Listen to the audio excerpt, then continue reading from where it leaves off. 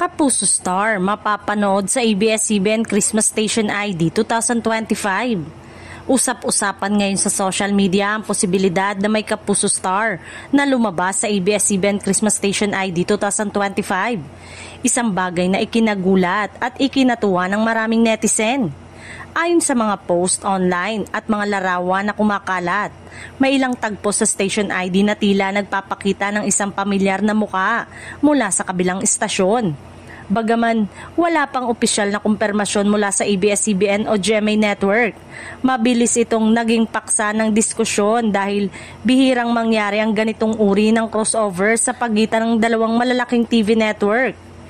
Kung totoo man ito, eto na marahil ang isa sa mga pinaka-memorable na moment sa kasaysayan ng local television, isang senyales ng network unity at holiday spirit na nagbubuklod sa mga Pilipino. Ano man ang network na kanilang sinusubaybayan. Marami ang nagsasabi na panahon na rin para magkaisa ang mga artista mula sa iba't ibang istasyon, lalo na sa panahon ng Kapaskuhan kung saan pangunahing mensahe ang pagmamahalan at pagkakaisa. Sa ngayon, nananatiling palaisipan kung sino nga ba ang naturang Kapuso Star na sinasabing lumabas sa ABS-CBN Christmas Station ID. Ngunit kung ito'y totoo nga, siguradong isa ito sa mga pinag-uusapang moment ng 2025 sa showbiz.